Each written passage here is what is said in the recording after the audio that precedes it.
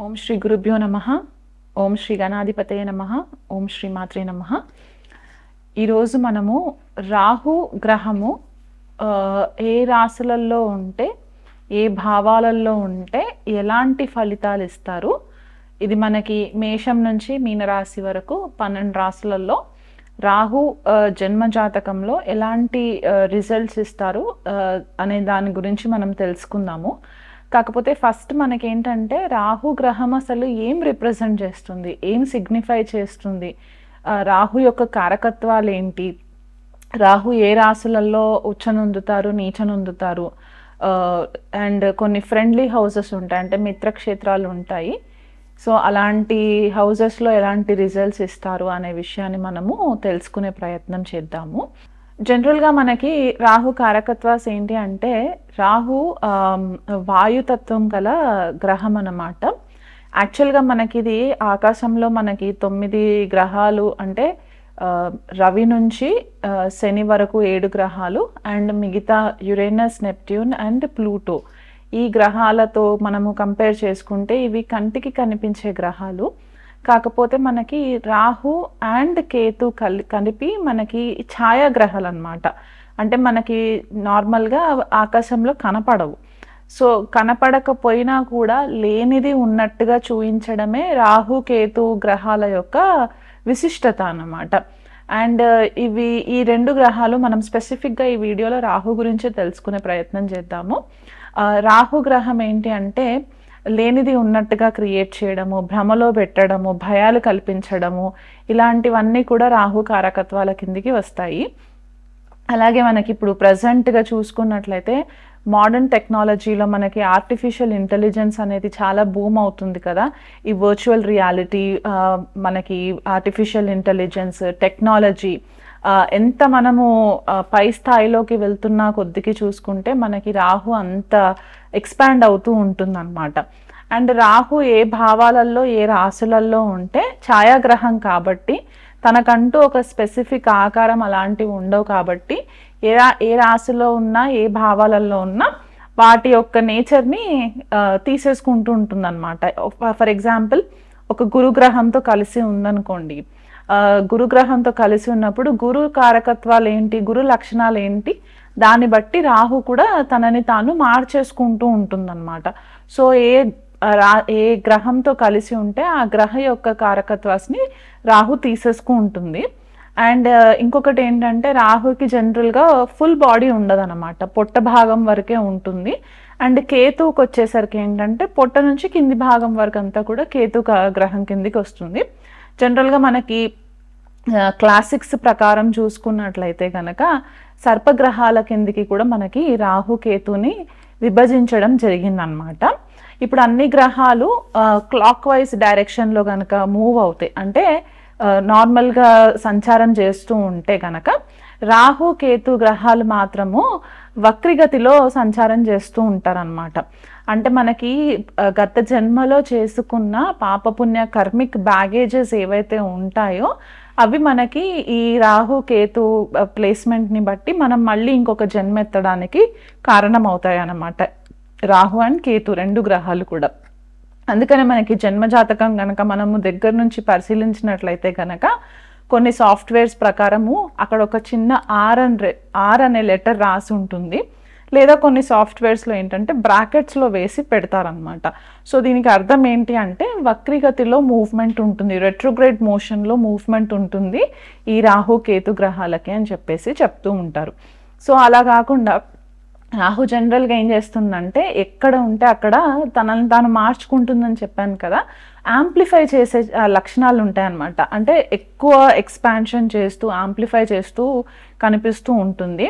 మనకి రాహు వచ్చేసి ఇంకొకటి ఏంటంటే అడిక్షన్, అది జనరల్గా వ్యసనాలు అని చెప్పేసి అంటూ ఉంటాం కదా.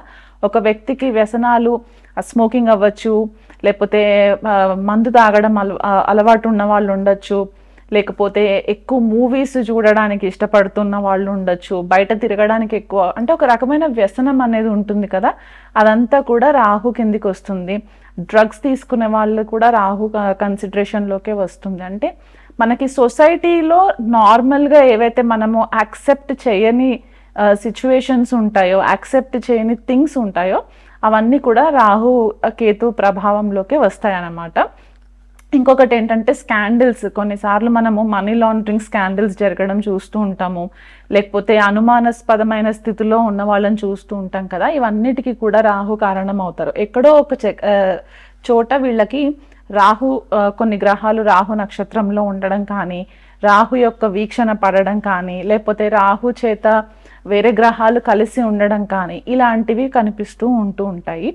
అండ్ మన కర్మలు, గత జన్మలో మనం చేసుకున్న చెడు కర్మలు ఏవైతే ఉంటాయో అవన్నిటికీ కూడా మనకి కర్సస్ అని చెప్తూ ఉంటాం. అంటే శాపాలు, అవి పితృశాపాల కిందికి వస్తున్నాయా, మాతృశాపాల కిందికి వస్తున్నాయా, స్త్రీ శాపం కిందికి వస్తుందా, ఇవన్నీ కూడా రాహుకేతు యాక్సెస్లో కనుక వేరే గ్రహాలు ఉన్నప్పుడు ఈ కర్సస్ అనేవి రావడానికి ఛాన్సెస్ ఎక్కువ కనిపిస్తూ ఉంటాయి.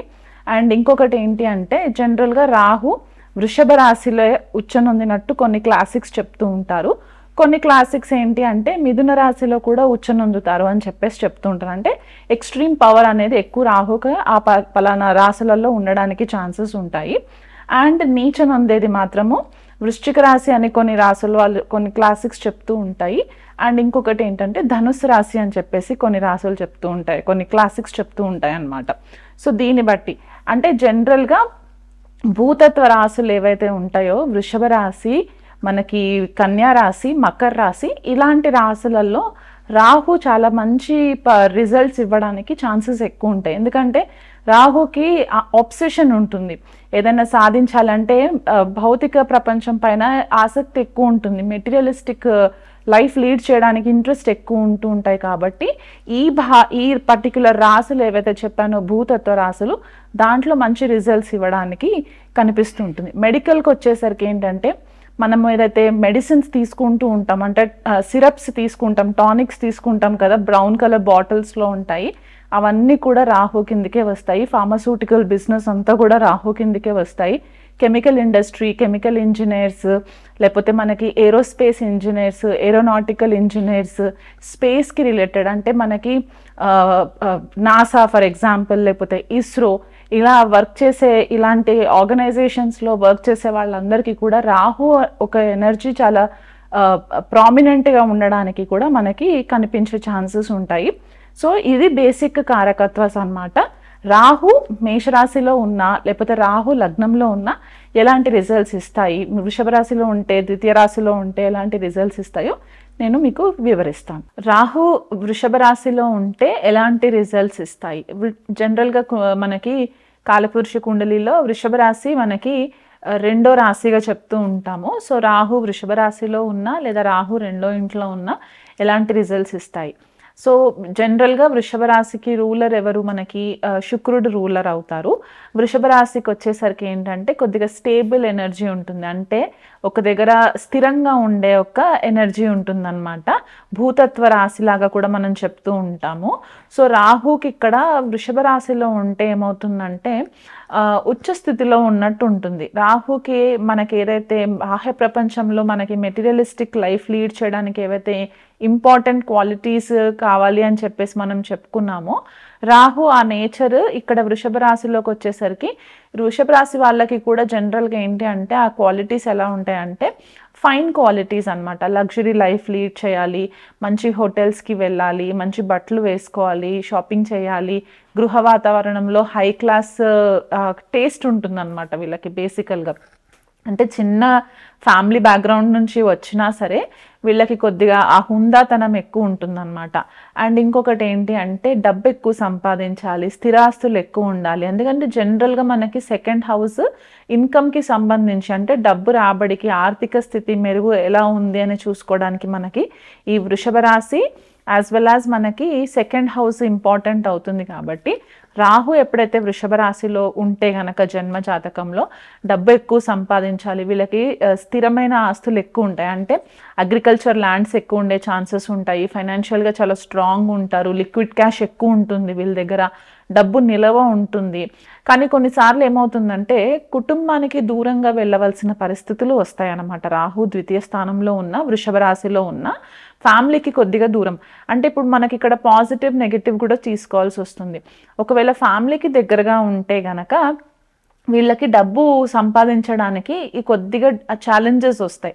అదే ఒకవేళ డబ్బు బాగా సంపాదిస్తున్నారు అనుకోండి, ఫ్యామిలీని కొద్దిపాటిగా సాక్రిఫైస్ చేసి కొద్దిగా ఫ్యామిలీకి దూరంగా ఉండవలసిన పరిస్థితులు కూడా వస్తూ ఉంటాయి అన్నమాట. సో అది కూడా మనము కొద్దిగా ఇక్కడ నెగోషియేట్ చేసుకొని కంపేర్ చేసుకోవడానికి ఉంటుంది.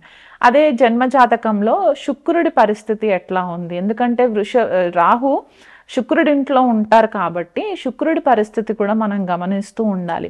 ఒకవేళ శుక్రుడు షష్ఠ అష్ట వ్యయభావాలలో లేకుండా నీచ స్థానంలో కనుక లేకుండా ఉన్నట్లయితే గనక ఇక్కడ కొద్దిపాటిగా మంచి రిజల్ట్స్ ఇవ్వడానికి ఛాన్సెస్ ఉంటాయి. అండ్ మనకి ద్వితీయ స్థానము మనకి మనము భోజనం చేయడానికి కూడా చూసుకునే హౌస్ అవుతుంది అనమాట. అంటే మనం ఏదైతే ఫుడ్ ఇంటేక్ చేస్తూ ఉంటామో అది పర్టికులర్గా మనకి ఇక్కడ ఏమవుతుందంటే వీళ్ళకి కొద్దిపాటిగా నెగిటివ్ ఎఫ్లిక్షన్స్, అంటే ఫర్ ఎగ్జాంపుల్ నీచలో ఉన్న కుజుడి యొక్క వీక్షణ పడడం కానీ, నీచలో ఉన్న గురుడి వీక్షణ పడుతున్నప్పుడు ఏమవుతుందంటే అబద్ధాలు ఆడడానికి కొద్దిగా ఛాన్సెస్ ఎక్కువ ఉంటాయి. స్కాండల్స్లోకి వెళ్ళడానికి ఛాన్సెస్ ఎక్కువ ఉంటాయి. కొన్ని విషయాలలో ఫెయిర్నెస్ ఉండదు, అంటే నిజాయితీగా పనిచేయడానికి కూడా కొన్ని ఛాన్సెస్, కొన్నిసార్లు రాహు అంత ఇష్టపడడానికి మక్కువ చూపెట్టడం అన్నమాట. ఎప్పుడు పాపగ్రహాలు లేకపోతే శుభగ్రహాలు పాపస్థితిలో ఉన్నప్పుడు, దుష్టానాలలో ఉన్నప్పుడు వాళ్ళ యొక్క వీక్షణ రాహు పైన పడుతూ గురువు కూడా పాడైపోయి ఉంటే గనక జన్మ జాతకంలో ఎథికల్గా వీళ్ళు సంపాదించడానికి అంత ఇష్టపడరు, షార్ట్ కట్స్ వెతుకుతూ ఉంటారు. అండ్ కొద్దిపాటిగా నాన్ వెజ్ ఎక్కువ తినడానికి ఇష్టపడుతుంటారు. అడిక్షన్స్ ఎక్కువ ఉండే ఛాన్సెస్ ఉంటాయి, అంటే ఆల్కహాల్ ఎక్కువ కన్సంప్షన్ చేయడము. శుక్రుడు చాలా భోగకారకుడు కాబట్టి ఇక్కడ శుక్రుడి పరిస్థితి కూడా కొద్దిపాటిగా డ్యామేజ్ అవుతే గనక జన్మ జాతకంలో వీళ్ళు తొందరగా అడిక్షన్స్కి పాలవ్వడానికి ఛాన్సెస్ ఎక్కువ ఉంటాయి. మత్తు పదార్థాలు ఎక్కువ తీసుకోవడము, ఆల్కహాల్ కన్సంప్షన్ చేయడము, డ్రగ్గిస్ట్ లాగా అవ్వడము, ఇలాంటి ఛాన్సెస్ ఎక్కువ ఉంటాయి. అదే ఒకవేళ శుభ గురువు అంటే గురువు మంచి హౌసెస్లో ఉండి ఆస్పెక్ట్ గనక పడుతున్నట్లయితే గనక వీళ్ళు మంచి కెమికల్ ఇంజనీర్స్ లాగా అవ్వడానికి కూడా ఛాన్సెస్ కనిపిస్తూ ఉంటాయన్నమాట. ఫుడ్ ఇండస్ట్రీలో వర్క్ చేయడానికి, హోటల్ ఇండస్ట్రీలో వర్క్ చేయడానికి ఇలాంటి ఛాన్సెస్ కనిపిస్తూ ఉంటాయి. సో మీ జన్మ జాతకంలో గనక రాహు పరిస్థితి స్పెసిఫిక్గా వృషభ రాశిలో ఉండి మీకు ఆర్థికంగా ఇబ్బందికరంగా ఉంటూ లేకపోతే ఫ్యామిలీలో మీకు చికాకులు ఉన్నట్లయితే గనక మీరు ఖచ్చితంగా లక్ష్మీదేవి ఆరాధన గనక రెగ్యులర్గా చేసుకున్నట్లయితే గనక మీకు మంచి రిజల్ట్స్ వస్తాయి. స్పెసిఫిక్గా శుక్రవారం రోజు దగ్గరలో ఉన్న సర్పదేవత ఆలయానికి వెళ్ళి పుట్టలో పాలు పోయడము, అక్కడ సర్పసూక్త పారాయణం చేసుకోవడము, స్పెసిఫిక్గా శుక్రవారం రోజు కనుక చేసుకొని నిమ్మకాయ దీపాలు అమ్మవారి ఆలయంలో పెట్టిన, దుర్గా సప్తశతి పారాయణం చేసుకున్న, లక్ష్మీదేవి ఆలయంలో కాకపోతే దగ్గరలో ఉన్న దుర్గాదేవి ఆలయంలో గనక, అంటే స్త్రీమూర్తి ఎవరైతే ఉంటారో అలాంటి స్త్రీ దేవతలు ఎవరైతే ఉంటారో శక్తి స్వరూపిణి స్పెసిఫిక్గా చెప్పాలంటే అలాంటి అమ్మవార్లకి గనక మీరు చేసుకున్నట్లయితే మీకు మంచి రిజల్ట్స్ వస్తాయి.